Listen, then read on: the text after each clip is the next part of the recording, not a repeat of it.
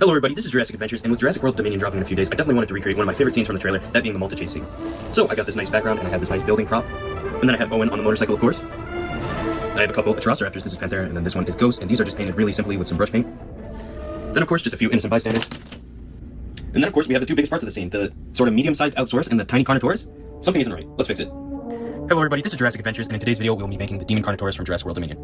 Now, originally I had this thing painted up like the Kenner Demon Carnotaurus, but actually after I painted that, I did get a chance to buy it, and I also made a video restoring this one, and so that is my actual Kenner Demon. So I didn't really have a use for this one anymore, so I decided to make the Demon Carnotaurus from Jurassic World Dominion. So already I did a ton to this figure. I did a lot of sculpt modifications by cutting down the sort of snout region and resculpting that into a more accurate looking version, because originally it's very triangular and pointy, which is kind of odd for a Carnotaurus who's supposed to have a sort of blunt front of the face. And then I also made the broken horn, which is very characteristic of that Demon Carnotaurus in Jurassic World Dominion. I also made the jaw posable by taking off the bottom jaw and then actually peeling back the side of the head here and then cutting off some parts to get access to that spring. I wasn't exactly sure how to do this, but I didn't know I wanted to make a posable jaw, so I managed to do that. And then I also covered up those sound holes and also the battery compartment here, and then of course the button. So now we have a pretty good base model that we need to get primed. As you could already guess by now, we are starting with priming in gray. So as per usual with these figures, I primed this thing in gray, and then I did a little bit of this sort of light grayish tan for the underbelly, just dry brushing. And now what I'm going to do is with the airbrush is I'm going to start building up that sort of dark blackish gray base coat. Now that we got this sort of black base coat done with it, we're going to take some lighter gray tones and we're just going to dry brush over this thing because it is this sort of black tone, but we want to give it some more detail and a little bit more character. Now that we have all the dry brushing done on the body, we're going to move into some of that red patterning.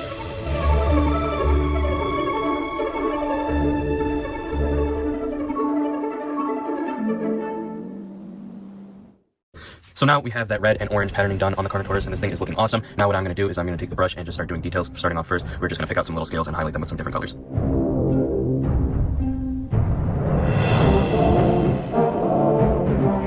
With that out of the way, we're going to take some grayish brown tones and start dry brushing the horns. Next, we're going to take a grayish pink tone and we're going to start painting in those scars. And then now I'm painting the mouth a sort of light purplish color.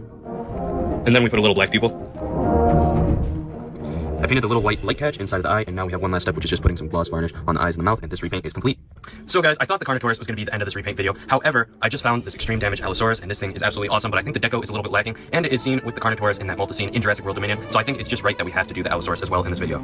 Now, I have done an Allosaurus before, but this one's way bigger and more neat. I actually sold my other one just because this one was coming out, and this thing is massive, as you can see, just the perfect size. So all around, I was super excited for this figure, and now we can get into painting it.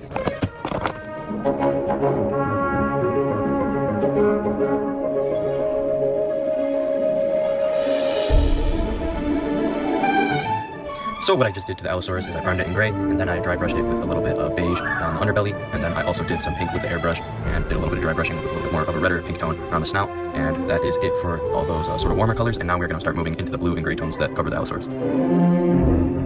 Now, just like my last repaint, I'm just going to start building up a little bit more of some darker tones in different sort of blue and bluish purple tones. So what I've done with the Allosaurus is I have just taken a lot of blues, primarily darker blues and grays and other tones, and I've just sort of made a bunch of patterns on this figure and done a lot of that to give it a lot of detail, and it's looking really good, so I think we can start moving into the brush detail. So I painted all the scars on the body, and then I painted scars on the face in pink, and then now I also painted the mouth in pink. So what I'm going to do is I'm going to start painting up the teeth. So I put a brown wash inside of the mouth and then also on the bone and the damage right here. With the damage is we are just going to paint it with some sort of brownish orange ink, and that will give it sort of like this sort of darker, bloodier tone, and then we can add some more different things to make it actually look kind of gory and bloody later. And the reason we're using ink first is because ink will really dye this in that color, because ink is very potent, and with this sort of rubber material, we don't want to use any acrylic paints really. And here I'm using Blood for the Blood God by Citadel, and this one is a little bit more rubbery, so it shouldn't chip off like any of the other sort of acrylic paints that I have. And then moving to the eye, of course, we're just going to paint that with a little bit of greenish yellow. Now what we're going to do is we're going to take a little bit of black paint, and we're going to paint the pupils real carefully. And then the last step of this repaint is just to gloss up all the places where it should be glossy, and that includes the ribcage and damage, as well as the mouth and the eyes. And that is it for the Allosaurus. And with that, guys, we finally have an accurate sized Carnotaurus and Allosaurus as seen in the multi-scene in Jurassic World Dominion. These customs turned out outstanding, and they're also a great way to celebrate the beginning of Jurassic June. I personally don't have a favorite, but if you do, please let me know in the comments below. As always, this is Jurassic Adventures, and I'll see you in the next video.